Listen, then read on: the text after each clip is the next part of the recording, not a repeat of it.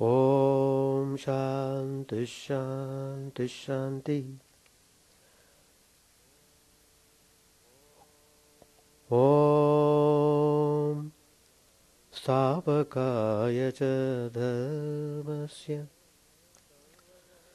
Sarvadharmasvarupine Stapakaya cha dharmasya Sarvadharmasvarupine Avatara Varishtaya Ramakrishna Yate Namah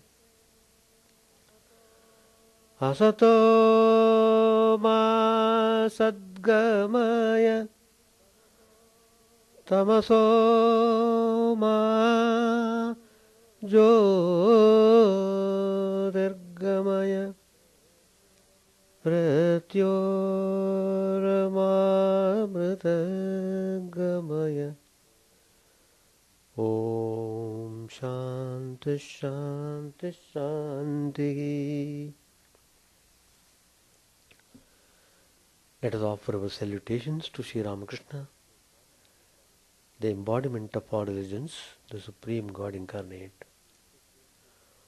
who came to establish universal religion. Let us pray to him to lead us from the unreal to the real, to lead us from the darkness of ignorance to the light of knowledge, to lead us from death to immortality. We have been studying Gospel of Sri Ramakrishna. Sri Ramakrishna has given number of ideas and practical instructions for our upliftment. We have to study them deeply, apply them in the life sincerely and seriously. Then we certainly have the good result. Today's topic I have chosen from the Gospel, the Bane of Worldliness.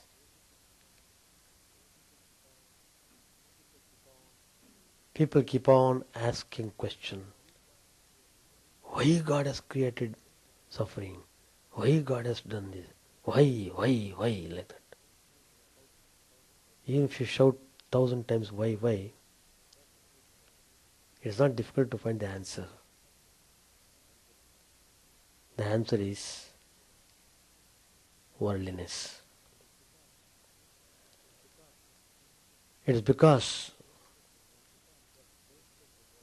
we are tainted by worldliness over a period of time. Every time we take birth in this planet, we are tainted more and more by worldliness.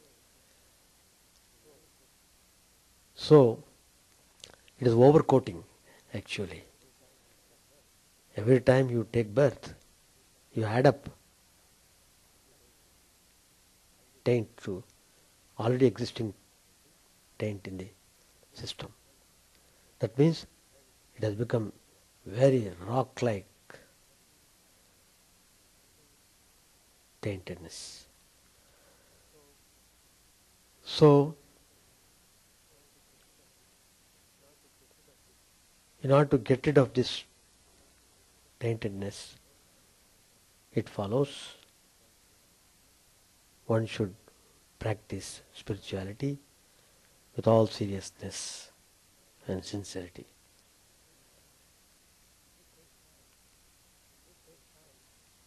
It takes time. It depends upon what type of samskaras are bothering us in everyone's mind. Accordingly, one has to practice spirituality. First, we should recognize that we are suffering from worldliness. Even that recognition comes only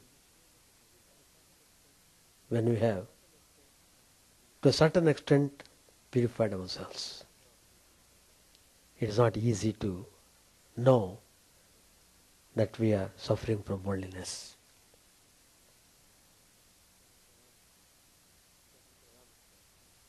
Sri Ramakrishna said in the Gospel, the bound creatures entangled in worldliness, they will not come to their senses at all. They suffer so much misery, so much agony. They face so many dangers, and yet they will not wake up.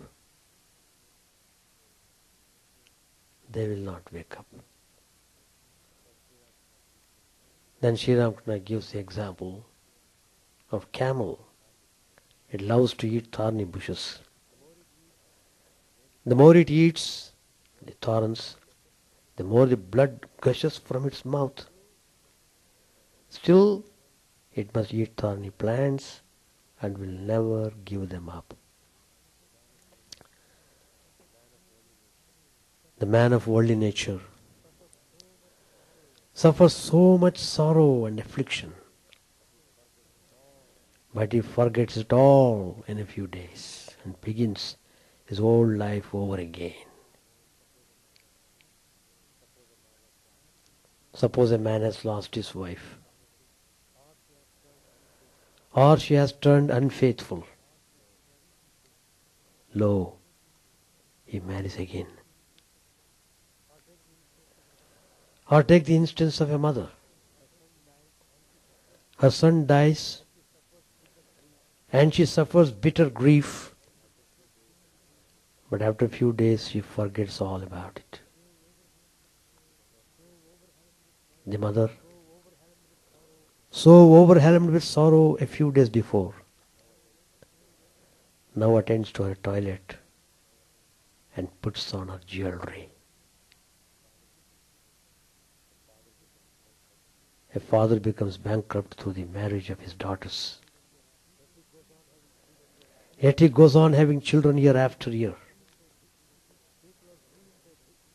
People are ruined by litigation. Yet they go to court all the same. There are men who can't feed the children they have, who can't clothe them or provide decent shelter for them. Yet they have more children every year. Again, the worldly man is like a snake trying to swallow a mole. The snake can neither swallow the mole nor give it up. The bound soul may have realized that there is no substance to the world, that the world is like a hog plum, only stone and skin, but still he can't give it up and turn his mind to God. Sri Ramakrishna said, I once met a relative of Keshab Chandra Sen, 50 years old. He was playing cards as if the time had not yet come for him to think of God. People say, when I retire from the work, I can devote whole time for God. The moment they get retired, they spend no doubt whole time not about thinking God, but playing cards and things like that. Becoming more worldly in an intense way.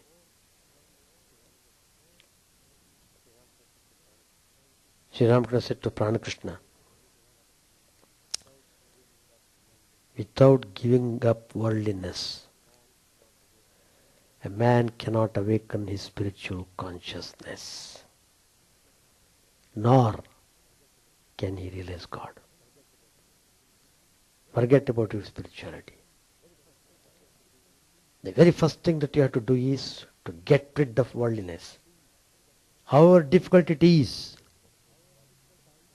we must take positive steps to get out of this dirtiest poison like worldliness. He can't but be a hypocrite as long as he has even a trace of worldly desire. These are the words of Sri Ramakrishna. God cannot be realized without guilelessness. Cherish love within your heart. Abandon cunning and deceit. Through service, through worship, through selflessness, does Rama's blessed vision come. Even those engaged in worldly activities such as office work or business should hold on to the truth. Truthfulness alone is the spiritual discipline in the Kali Yuga. One day, Keshav Chandra Sen came here with his followers. They stayed till 10 at night. We were all seated in the Panchavati. Sri Ramakrishna is telling this. Pratap and several others said they would like to spend the night there. Keshav Chandra Sen said, No, I must go. I have some work to do. Sri Ramakrishna said. He laughed. Can't you sleep without the smell of your fish basket? Then he narrates the story of the fish basket.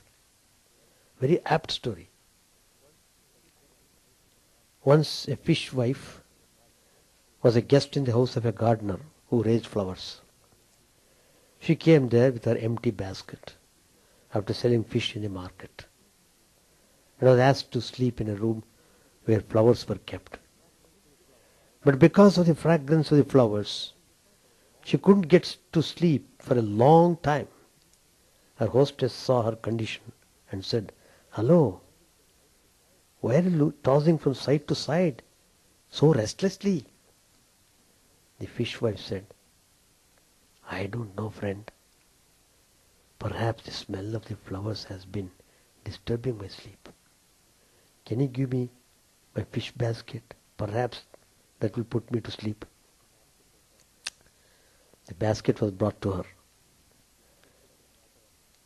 She sprinkled some water on it and set it near her nose. Immediately she fell sound asleep and snored all night. The worldly soul, brought up in and accustomed to materialistic thoughts and surroundings, cannot breathe long in an atmosphere of purity and renunciation without feeling restlessness and discomfort. So you can understand to what level this worldliness puts down the person.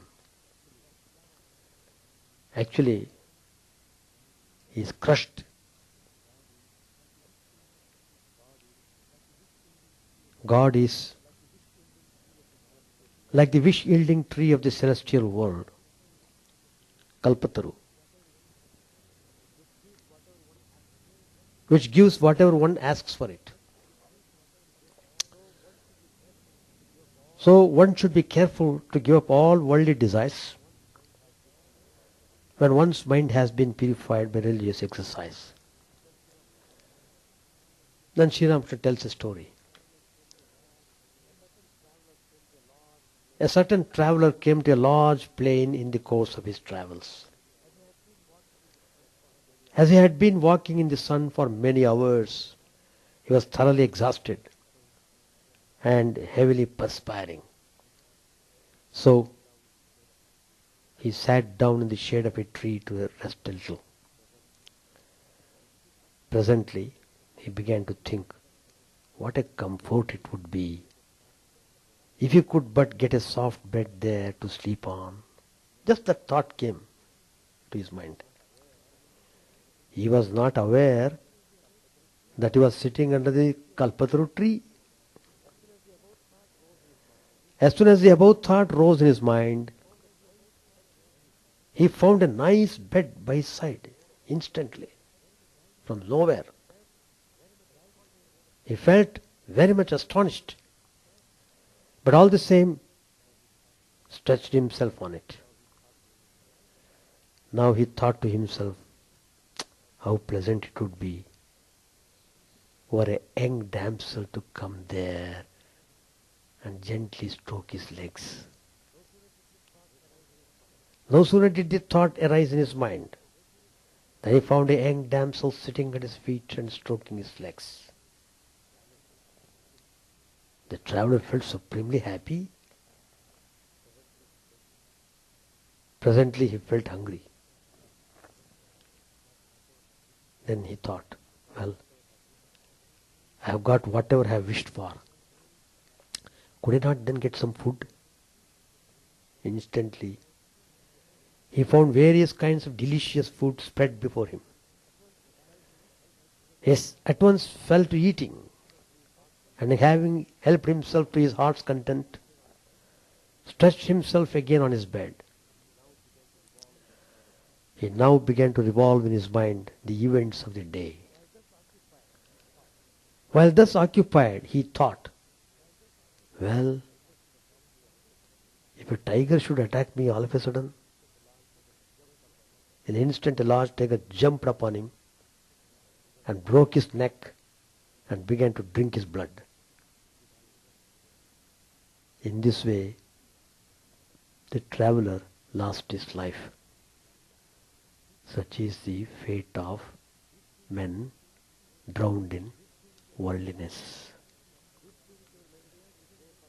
If during your meditation you pray for men or money or worldly honors, your desires will no doubt be satisfied to some extent.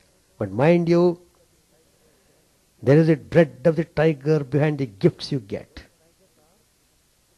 Those tigers are disease, bereavements, loss of honor and wealth, and so on and so forth.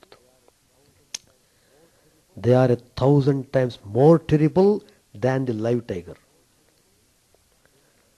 How nicely Sri Ramakrishna explains the bane of worldliness. We should know them. We should know exactly our position. Not simply boasting and showing all types of ego.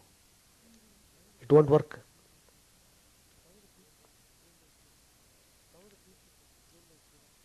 Some of the teachings given by Sri Ramchandra in Adhyatmik Ramayana, they are very most fascinating teachings are there. Sri Ramakrishna also used to refer some of the incidents from Adhyatmik Ramayana in the Gospel.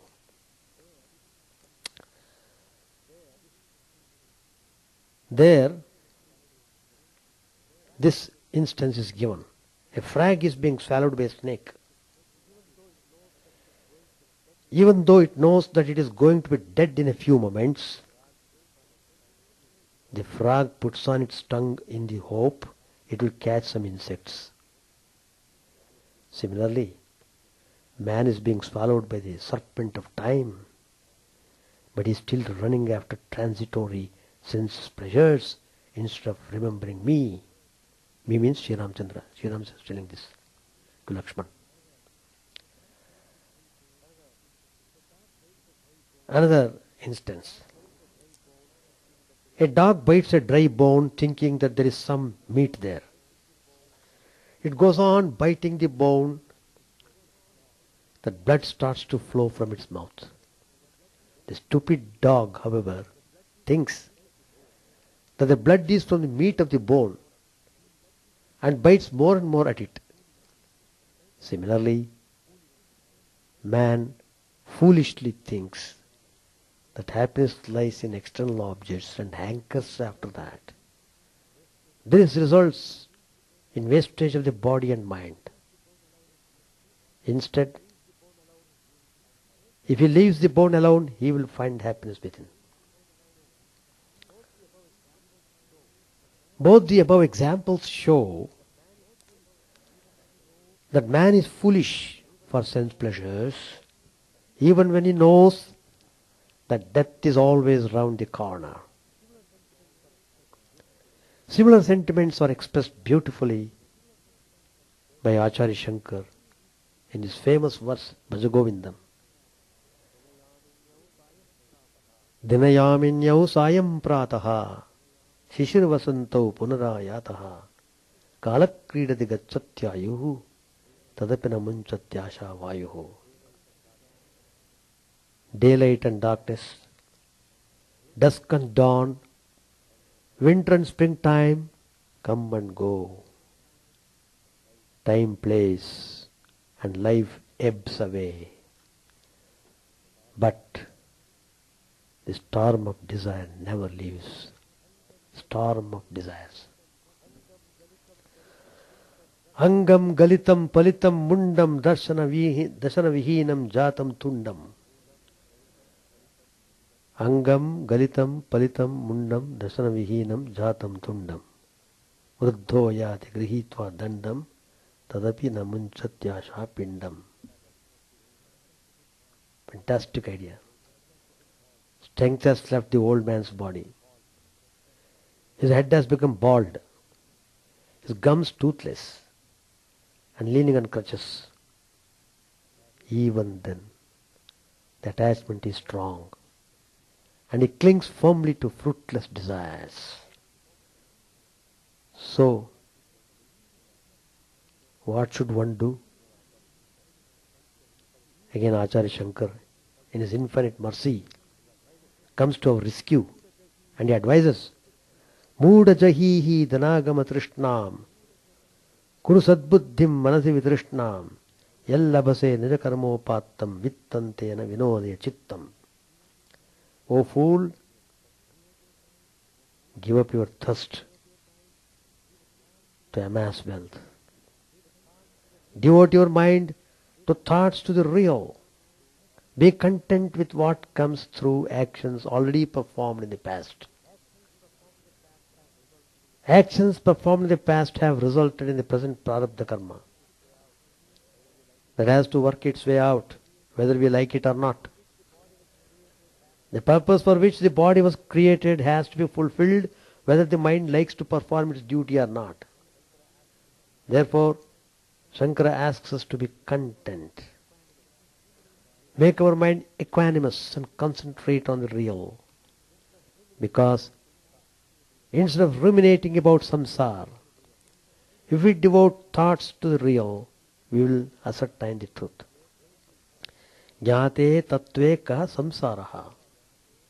Where is the world of samsara when the truth is known? Rakal's father, the Brahmanji's father, Rakal's father's father-in-law, he was a devotee of God. He asked the master, Sir, can one realize God while leading the life of a householder? This question is constantly asked by householders.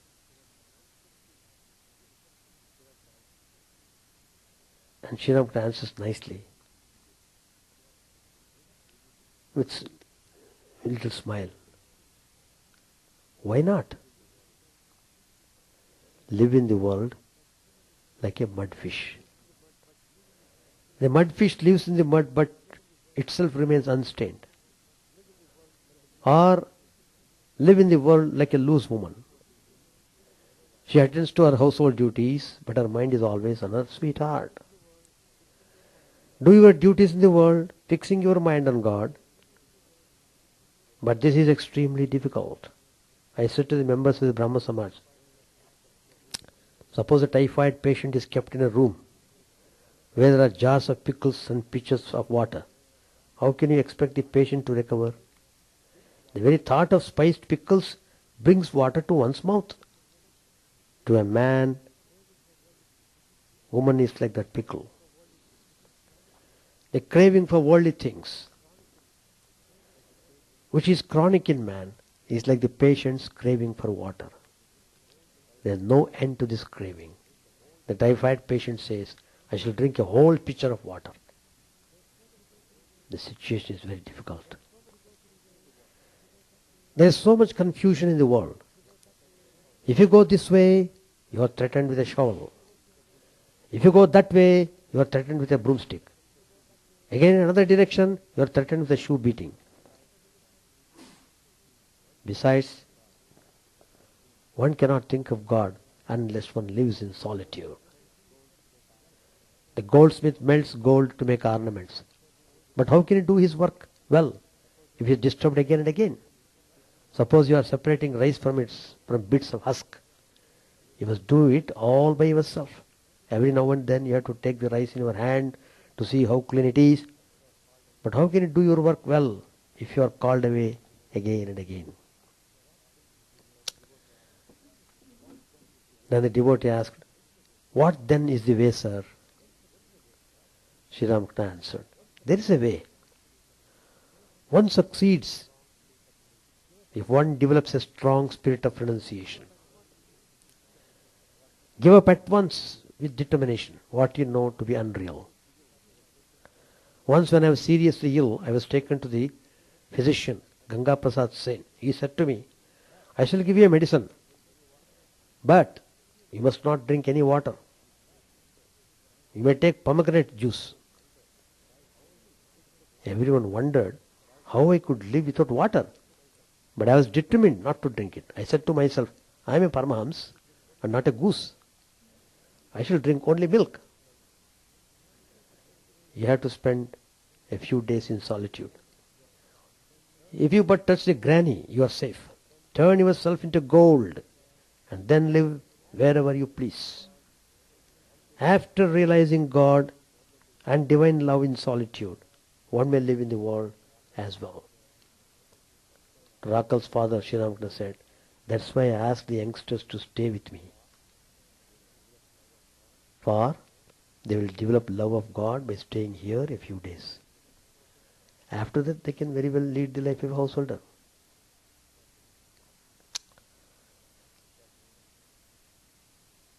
Then, one devotee, Jai Gopal, he asked Sri Ramakrishna, "Master, how does one receive the grace of God?" Sri Ramakrishna said, "Constantly you have to chant the name and glories of God and give up worldly thoughts as much as you can. With the greatest effort, you may try to bring water into your field for your crops, but it may all leak out through holes in the ridges. Then all your efforts to bring the water by digging a canal will be futile. You will feel restless for God when your heart becomes pure and your mind free from attachment to the things of the world. Then alone will your prayer reach God. A telegraph wire cannot carry messages if it has a break or some other defect. I used to cry for God all alone with a longing heart. I used to weep, 'O God, where art thou?' Weeping thus, I would lose all consciousness of the world. My mind would merge in the Mahavayu."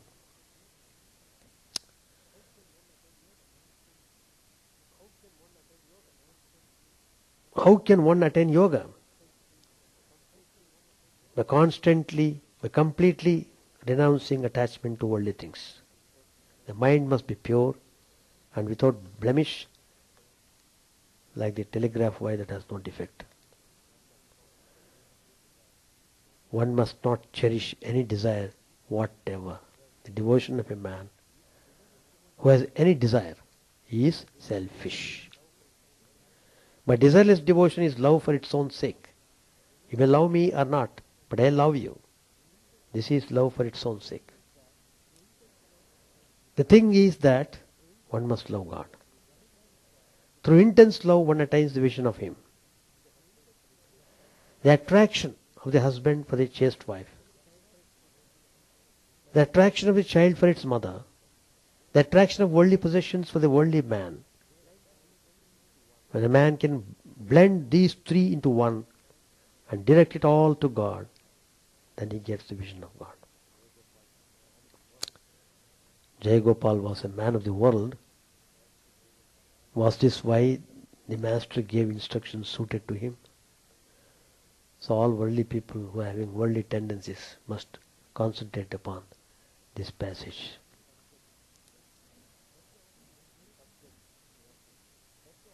To subjudge, Sri Ramakrishna said, let me ask you one thing. Are vanity and egotism the result of knowledge or of ignorance? Egotism is of the nature of tamas. It is begotten by ignorance. On account of the barrier of ego, one doesn't see God. All troubles come to an end when the ego dies. It is futile to be egoistic. Neither body nor wealth will last. Once a drunkard was looking at the image of Durga. At the sight of her decorations he said, well, mother, however you may fix yourself up, after 2 or 3 days they will drag you out and throw you into the Ganges. All laugh. So I say to you all, you may be a judge or anybody else, but it's all for 2 days only. Therefore, you should give up vanity and pride. But the souls that are entangled, involved in worldliness, never come to their senses. They lie in the net, but are not even conscious that they are entangled. If you speak of God before them, they at once leave the place. They say, why God now, sir? We shall think of him in the hour of death. But when they lie on their deathbeds, they say to their wives or children, why have you put so many wicks in the lamp? Use only 1 wick, otherwise too much oil will be burnt. While dying, they think of their wives and children and weep, alas, what will happen to them after my death? The entangled souls repeat those very actions that make them suffer so much. They are like the camel, which eats thorny bushes till the blood streams from its mouth. But still, it will not give them up. Such a man may have lost his son and be stricken with a grief, but still he will have children year after year. He may ruin himself by his daughter's marriage, but still he will go on having daughters every year. And he says, what can I do? It's just my luck. When he goes to a holy place, he doesn't have any time to think of God. He almost kills himself carrying bundles for his wife. Entering the temple, he is very eager to give his child the holy water to drink or make him roll on the floor. But he has no time for his own devotions. These bound creatures slave for their masters to earn food for themselves and their families. And they earn money by lying, by cheating, and by flattery. They laugh at those who think of God and meditate on him and call them lunatics. These worldly-minded people, they call those who are thinking on God as lunatics. So you see how many different kinds of men there are. You said that all men are equal, but how many varieties of men there are? Some have more power and some less. The entangled creatures attached to worldliness talk only of worldly things in the hour of death. What will it avail such men if they outwardly repeat the name of God, take a bath in the Ganges, or visit sacred places? If they cherish within themselves attachment to the world, it must show up at the hour of death. While dying, they speak all nonsense. They crave nonsense. Perhaps they cry out in a delirium, turmeric powder, seasoning, bay leaf. The singing parrot, when at ease, repeats the holy name of Radha and Krishna. When it is seized by a cat, it utters its own natural sound. It quacks, ka, ka. It is said in the Gita that whatever one thinks in the hour of death, one becomes in the afterlife. King Bharat gave up his body exclaiming, dear, dear, oh my dear.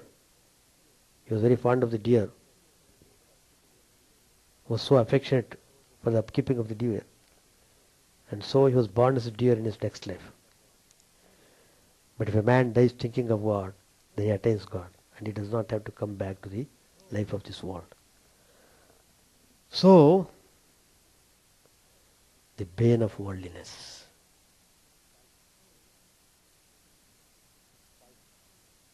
Bane of worldliness. It's poison. Simple. Truth is simple. Only we are not simple. That's the problem there.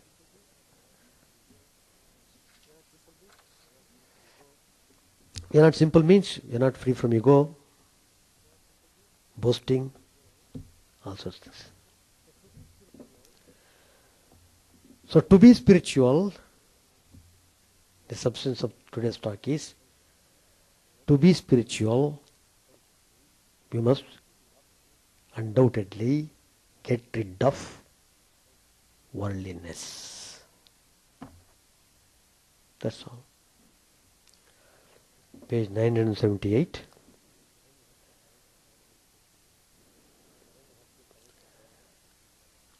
Narendra had just arrived from Calcutta. He had not yet taken his bath. Kali asked him, "What about the lawsuit?"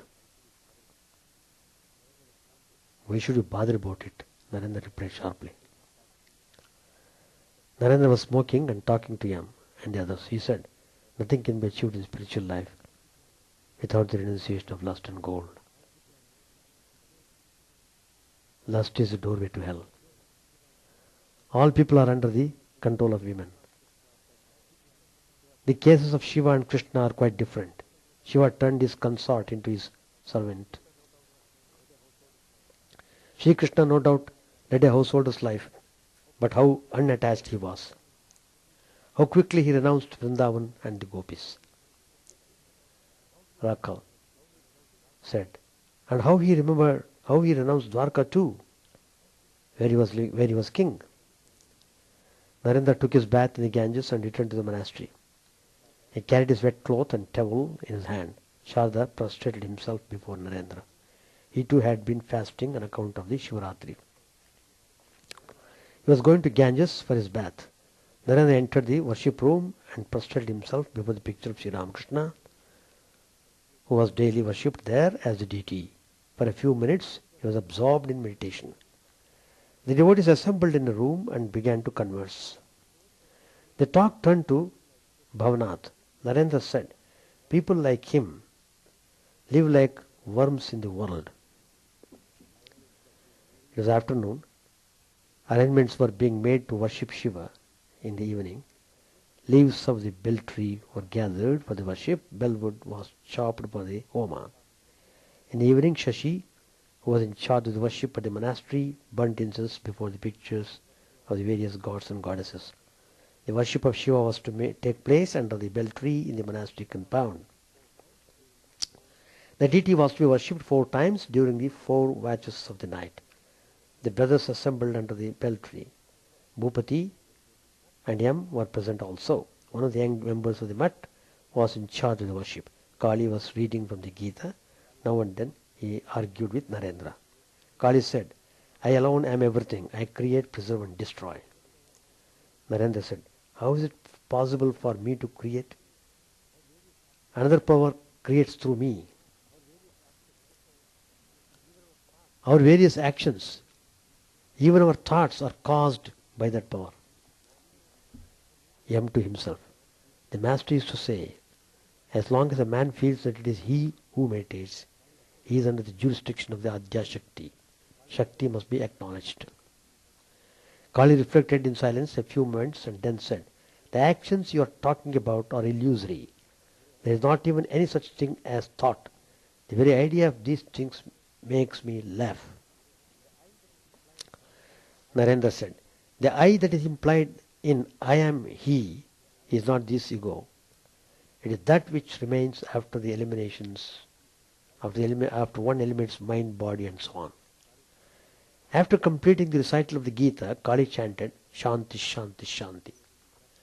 Narendra and the other devotees stood up and circled round and round the tree, singing and dancing.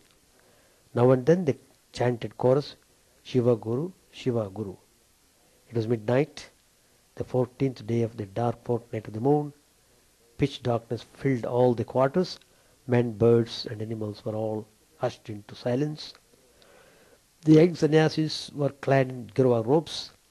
The words Shiva Guru, chanted in their full-throated voices, rose into the infinite sky like the rumblings of rain clouds and disappeared in the indivisible Sachidananda. The worship was over. The sun, about to rise, was painting the eastern horizon crimson. In this sacred twilight, the conjunction of night and day, the holy Brahma Muhurta, the young worshippers finished their baths in the Ganges. It was morning. The devotees went to the shrine room, prostrated themselves before the deity, and gradually assembled in the big hall. Narendra was clad in the new ochre cloth. The bright orange color of his apparel blended with the celestial luster of his face and body, every pore of which radiated a divine light. His countenance was filled with fiery brilliance, and yet touched with the tenderness of love. He appeared to all as a bubble that had risen up in the ocean of absolute existence and bliss, and assumed a human body to help in the propagation of his master's message. All eyes were fixed on him. Narendra was then just 24 years old, the very age at which the great Chaitanya had renounced the world. Balram had sent fruit and sweets to the monastery for the devotees' breakfast. Rakul, Narendra, and a few others partook of the refreshments. After eating one or two morsels, some of them cried out, "Blessed indeed is Balram." All laughed. Narendra now began to joke like a child. He was imitating Sri Ramakrishna. He put a sweet into his mouth and stood still, as if in samadhi. His eyes remained unwinking. A devotee stepped forward and pretended to hold him up by the hand, lest he should drop in the ground.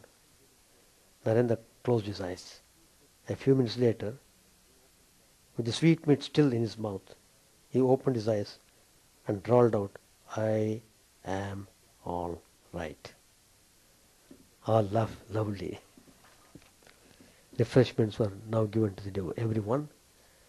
M looked on it at this wonderful mart of happiness. The devotees shouted joyfully, "Jai Guru Maharaj." Shall stop here. So beware of the bane of worldliness. Chant the name of the Lord and His glory unceasingly, that the mirror of the heart might be wiped clean and quench that mighty forest fire, worldly lust raging furiously within. O name, stream down in moonlight on the lotus heart, opening its cup to knowledge of thyself, O self, drowned deep in the waves of His bliss, tasting His nectar at every step, bathing in His name, that bath for weary souls. Various are thy names, O Lord. In each and every name thy power resides. No times are set, no rites are needful for chanting of thy name. So vast is thy mercy, how huge then is my wretchedness, who find in this empty life and heart no devotion to thy name. O my mind, be humbler than a blade of grass, be patient and forbearing like a tree. Take no honor to thyself, give honor to all. Chant unceasingly the name of the Lord.